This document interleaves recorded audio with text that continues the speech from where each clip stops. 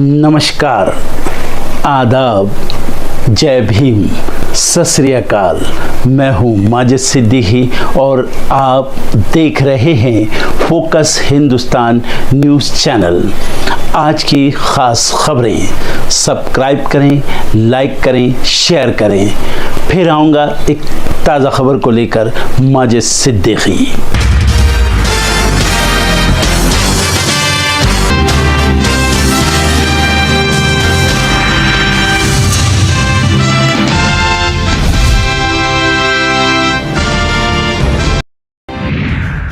मुख्य चुनाव आयुक्त के पद पर ज्ञानेश कुमार की नियुक्ति पर राहुल गांधी को आपत्ति, विपक्ष उठा रहा सवाल। कल एससी में अहम सुनवाई।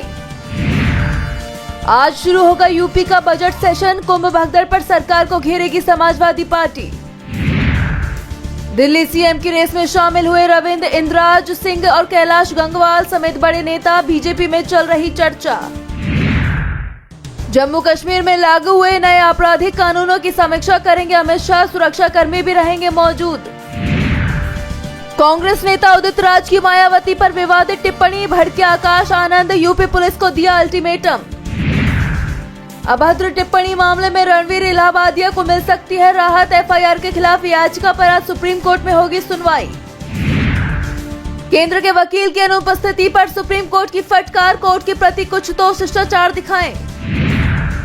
कतर के अमीर शेख तमीम बिन हमद अल थानी पहुंचे भारत, एयरपोर्ट पहुंचकर पीएम मोदी ने किया स्वागत। सज्जन कुमार की सजा पर फैसला आज, 1984 सांप्रदायिक टकराव के केस में कोर्ट ने दिया था दोषी करार। दिल्ली में चढ़ा पारा, सीजन का दूसरा सबसे गर्म दिन। मैक्रो ने ट्रंप और जेलेंस्की से की बात, यूक्रेन को मजबूत सुरक्षा गारंटी देनी होगी। टोरंटो एयरपोर्ट पर बड़ा हादसा, लैंडिंग के वक्त बर्फीली जमीन पर पलटा विमान, 80 लोग थे सवार। रूस यूक्रेन युद्ध का जल्द होगा खात्मा, आज अमेरिका और रूस के विदेश मंत्री करेंगे बैठक, निकाला जा सकता है कोई हल। पोप फ्रांसिस की हालत स्थिर, श्वसन तंत्र संबंधी संक्रमण के चलते इलाज में किया गया बदलाव। लेबनान में इजराइल ने किया ड्रोन से हमला, हमास कमांडर मोहम्मद शाहीन को किया ढेर। WFH जारी रखने की मांग पर भड़के JP मॉर्गन चेस के CEO, ऑफिस आओ या दूसरी नौकरी तलाश लो। अमेरिका के साथ ट्रेड डील से भारत में रोजगार बढ़ने का दावा, चीन की मुश्किलों में होगा इजाफा। अजाक्स इंजीनियरिंग IPO की शेयर बाजार में फीकी एंट्री, 8% डिस्काउंट के साथ हुई लिस्टिंग। ट्रंप के रेसिप्रोकल टैरिफ से डरने की जरूरत नहीं, विशेषज्ञों का दावा, भारत पर होगा बेहद मामूली असर। लॉन्च होने वाला है धरती का सबसे smart AI Grok 3, Elon Musk कर चुके हैं ऐलान।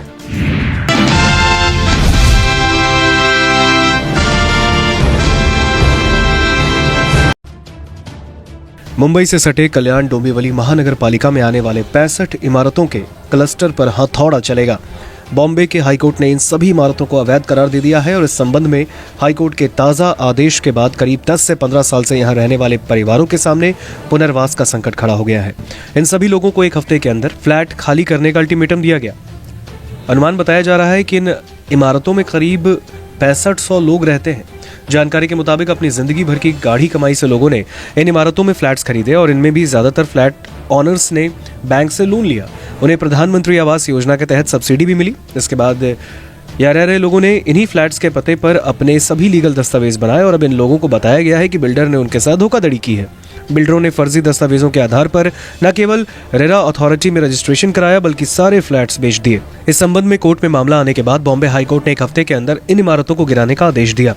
इसकी जिम्मेदारी KDMC की है। इस आदेश के बाद KDMC ने इन इमारतों को गिराने की तैयारी शुरू की है और ऐसे हालात में अब फ्लैट मालिक सरकार से हस्तक्षेप करने की मांग कर रहे हैं और उनका कहना है कि इस घोटाले से वो अनजान थे। चूंकि घोटाला बिल्डर ने किया, इसलिए जो भी कार्रवाई हो वो बिल्डर के खिलाफ होनी चाहिए। तर्क दिया गया कि उन लोगों ने फ्लैट्स खरीदने से पहले पूरी जांच पड़ताल की और सभी दस्तावेज भी देखे।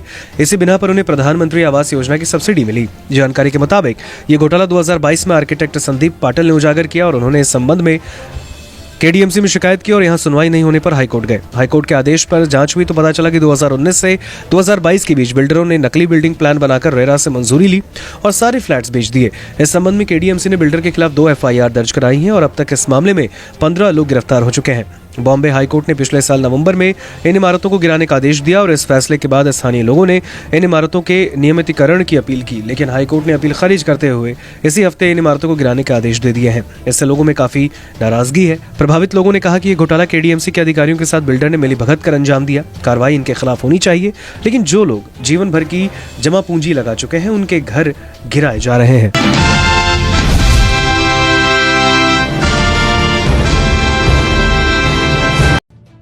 कुशीनगर में मदनी मस्जिद पर बुलडोजर एक्शन के खिलाफ दायर अवमानना याचिका पर देश की सुप्रीम कोर्ट ने नोटिस जारी कर दी है। शीर्ष अदालत ने 2 हफ्ते में उत्तर प्रदेश की सरकार और प्रशासनिक अधिकारियों से जवाब तलब किया है। सुप्रीम कोर्ट ने कहा कि हम फिर से आदेश दे रहे हैं कि ऐसा कोई भी कदम हमारे आदेशों का उल्लंघन होगा। जस्टिस BR गवई की बेंच ने डीएम समेत सभी जिम्मेदार अधिकारियों को नोटिस जारी करते हुए कहा, अवमानना करने वाले अधिकारियों को बख्शा नहीं जाएगा। कुशीनगर में मदनी मस्जिद का एक हिस्से को इस महीने की शुरुआत में बुलडोजर के द्वारा ध्वस्त किया गया था। सुप्रीम कोर्ट ने कारण बताओ नोटिस जारी करते हुए संबंधित अधिकारियों से जवाब मांगा और कहा कि क्यों न उनके खिलाफ अदालत की अवमानना की कार्यवाही शुरू की जाए। सुप्रीम कोर्ट ने कहा कि अगले आदेश तक ढांचा नहीं गिराया जाएगा। कुशीनगर की मदनी मस्जिद के खिलाफ 9 फरवरी को बुलडोजर एक्शन हुआ। प्रशासन ने मदनी मस्जिद के अवैध हिस्सों को गिरा दिया और इस घटना पर खूब हंगामा हुआ और विपक्ष ने योगी सरकार पर जमकर निशाना साधा। मस्जिद तोड़ने का आदेश नगर पालिका की अधिशासी अभियंता ने दिया। वहीं कांग्रेस के प्रदेश अध्यक्ष अजय राय ने आरोप लगाया कि सीएम योगी आदित्यनाथ के इशारे पर प्रदेश में आपसी वैमनस्यता फैलाई जा रही है। अजय राय ने कहा कि पहले बहराइच, फिर संभल और इसके बाद कुशीनगर की बंदी मस्जिद पर बुलडोजर चलाने का काम उसी मंशा को पूरा करने के लिए किया गया है। हाईकोर्ट का स्थगन आदेश 8 फरवरी को खत्म होते ही प्रशासन ने अगले दिन रविवार को छुट्टी के दिन बुलडोजर चलवा दिया था।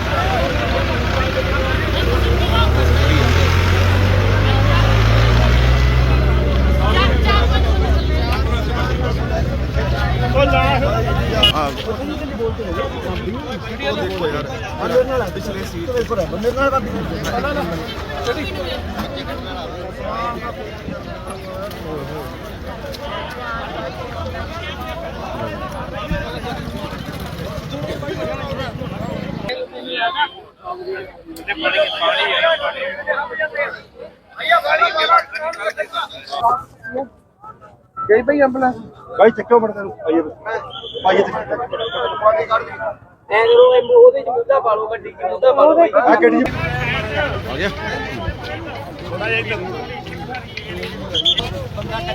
कहता जी कहता आ रही कहता जी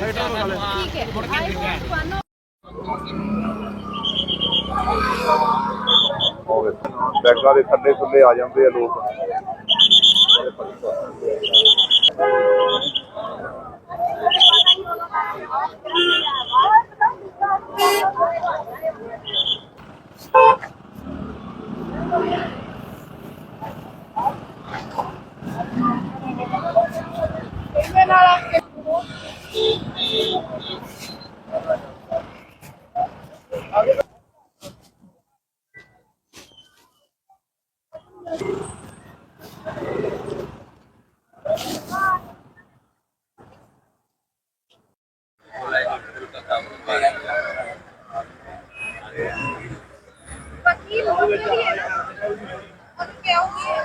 ਦੋ ਲਿਆਉਣੀਆਂ ਸੀ ਮੈਂ ਕਿਹਾ ਇੱਕ ਅੱਧਾ ਤਾਂ ਹੋਊਗਾ ਲਾਜ਼ਮੀ ਜਵਾਕ ਦਾ ਕੁਝ ਕਹਿ ਨਹੀਂ ਸਕਦੇ ਜਿਹੜੇ ਦਾ ਨਹੀਂ ਨਾ ਡਰ ਕੋ ਨਾ ਯਾਰ ਇੱਧਰ ਜਾ ਕੇ ਵੈਸਾ ਦੇਖਣਾ ਇਹ ਹੈਗਾ ਹਾਂ ਭਰਾਵਾ ਹੋਰ ਬੰਦਾ ਹੈਗਾ ਯਾਰ ਉਹ ਥੱਲੇ ਥੋੜਾ ਪਈ ਤੇ ਇੱਕੋ ਵੀ ਇਹ ਤਾਂ ਬਜੇ ਜਰਾ ਜੀ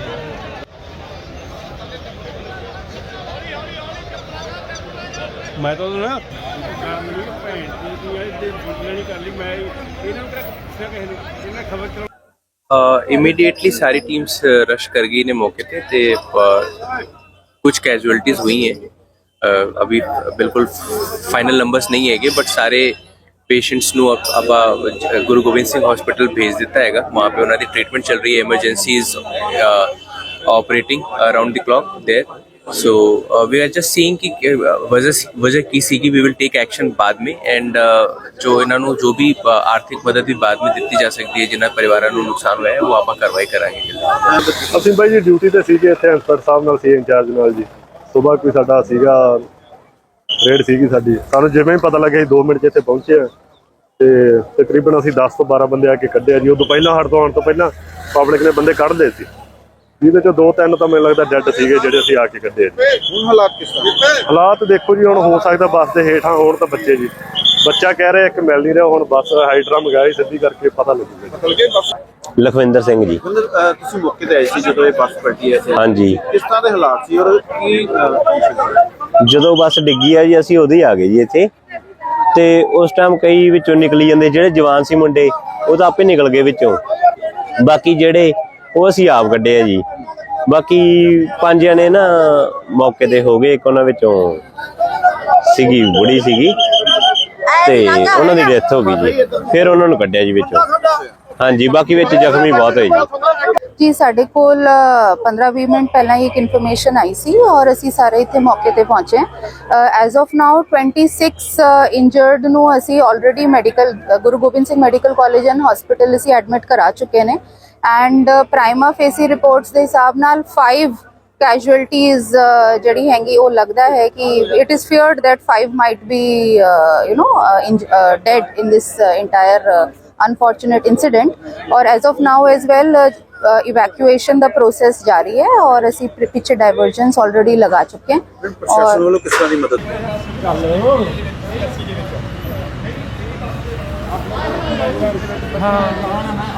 ਪਰ ਅਧਿਕਾਰਤ ਪੁਸ਼ਟੀ ਹਾਲੇ ਤੱਕ ਨਹੀਂ ਹੋਈ ਹੈਗੀ ਤੇ ਤੁਹਾਨੂੰ ਜਿਹੜਾ ਹੈਗਾ ਔਰ ਇਸ ਦੇ ਵਿੱਚ ਹੀ ਜਿਹੜਾ ਜ਼ਿਆਦਾ ਟਰੱਕ ਦੇ ਨਾਲ ਟਕਰਾਉਣ ਦੇ ਕਰਕੇ ਜਿਹੜੀ ਨਹਿਰ ਦੇ ਜਿਹੜੀ ਬੱਸ ਹੈ ਸੇਮ ਨਹਿਰ ਵਿੱਚ ਡਿੱਗੀ ਹੈ। ਸਹਾਇਤਾ ਵਾਸਤੇ ਅਸੀਂ ਖੁਦ ਦੇ ਮੈਡੀਕਲ ਕਾਲਜ ਤੇ ਹਸਪਤਾਲ ਵਿੱਚ ਭੇਜਿਆ ਜਾ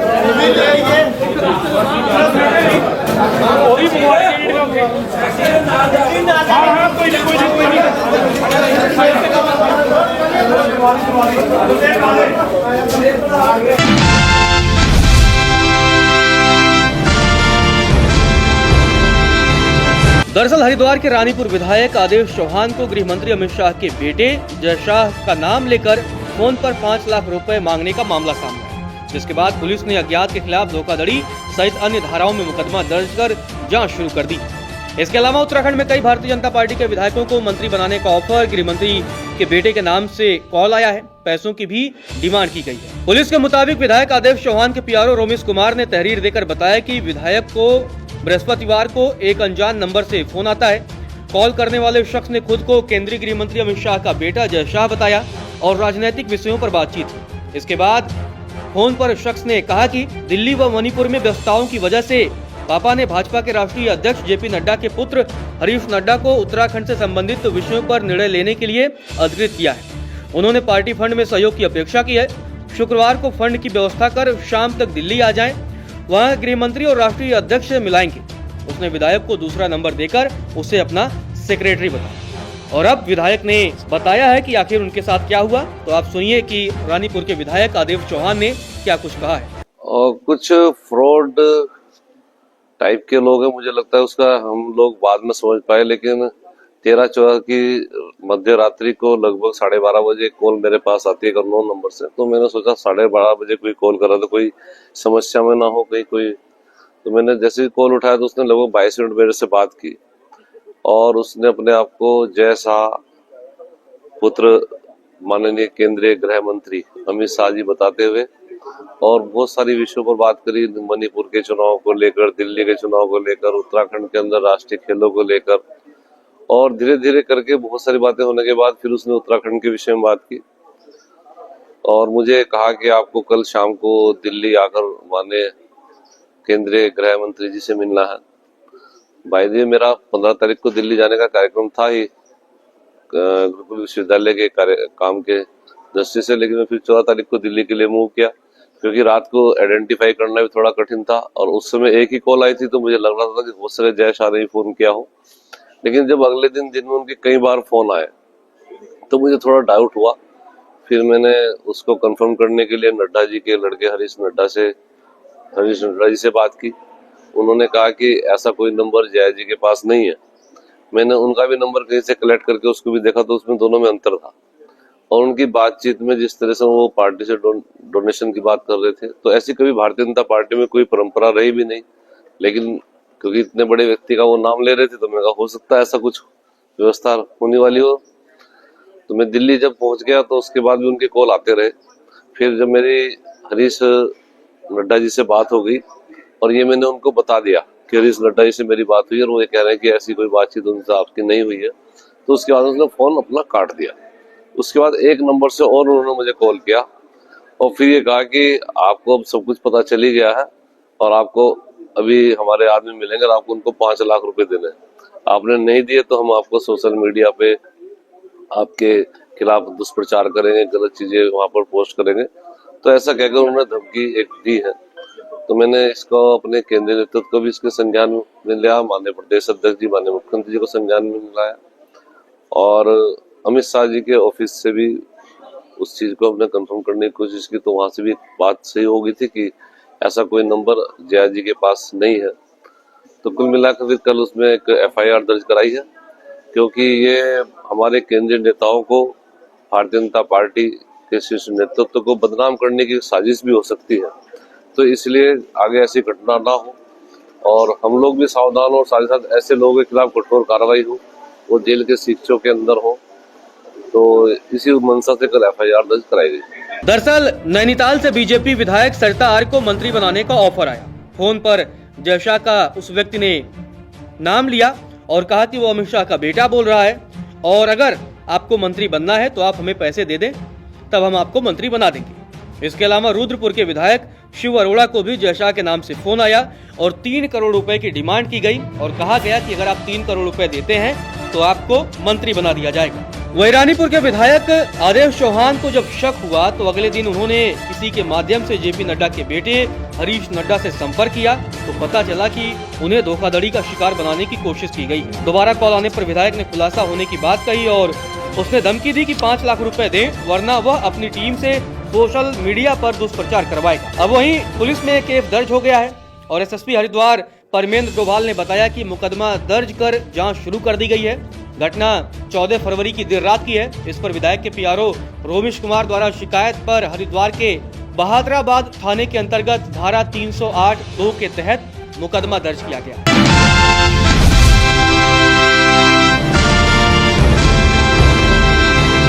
गुजरात हाईकोर्ट से एक हैरान कर देने वाला मामला सामने आया है, जहां वकीलों ने चीफ जस्टिस के तबादले की मांग कर दी।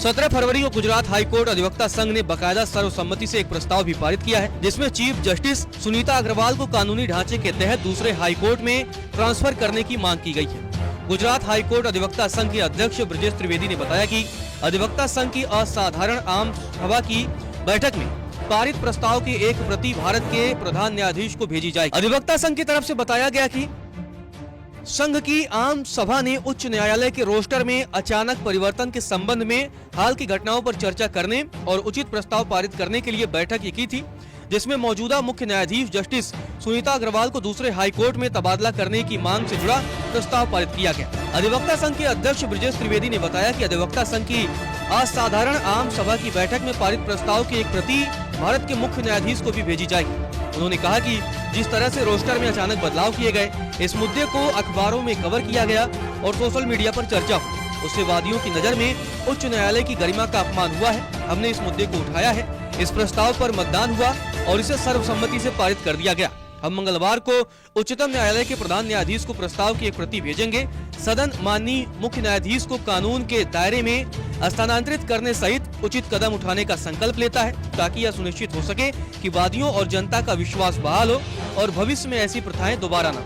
आपको बता दें कि मुख्य न्यायाधीश सुनीता अग्रवाल ने पिछले सप्ताह कोर्ट रजिस्ट्री में पदस्थ एक न्यायिक अधिकारी के आचरण पर आपत्ति जताते हुए तुरंत एक न्यायाधीश का रोस्टर बदल दिया था। उसके बाद अब मामले ने तूल पकड़ लिया।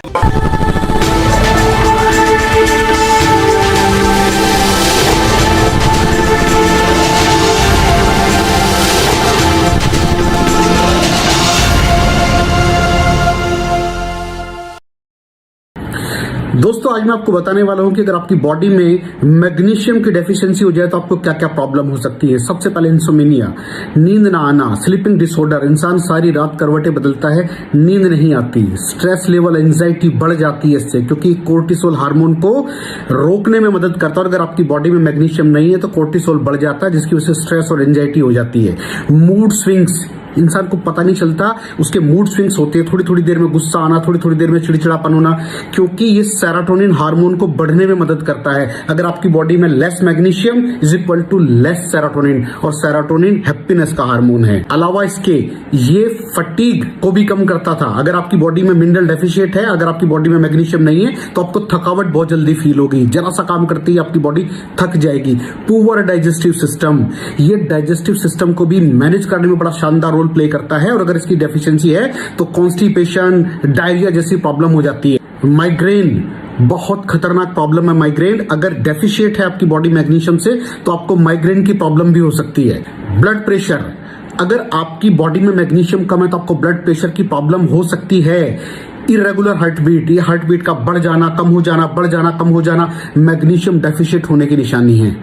ऑस्टियोपोरोसिस, बोन हेल्थ वीक हो जाती है, क्योंकि आपकी बॉडी का 60% जो मैग्नीशियम है वो आपकी बोन्स के अंदर होता है। अगर आप बाहर से मैग्नीशियम नहीं ले रहे हैं तो आपकी बॉडी जो है वो हड्डियों में से लेना शुरू कर देती है, जिसकी वजह से ऑस्टियोपोरोसिस की प्रॉब्लम भी हो सकती है, आपकी हड्डियां कमजोर हो जाती हैं। और मसल क्रैम्पिंग, मसल क्रैम्प, नस पे नस का चढ़ जाना, मसल्स पे अकड़ जाना, बिल्कुल चलना मुश्किल हो जाता है। तो मसल क्रैम्पिंग भी तभी होती है जब आपकी बॉडी में मैग्नीशियम की डेफिशिएंसी हो। और दोस्त, हमारे यहाँ 90% से ज्यादा लोग मैग्नीशियम डेफिशिएंसी के शिकार हैं। कहां से मिलेगा मैग्नीशियम, कितनी मात्रा में लें, किस क्वालिटी का लें? तो उसका जवाब है वेस्टीज प्राइम CMD।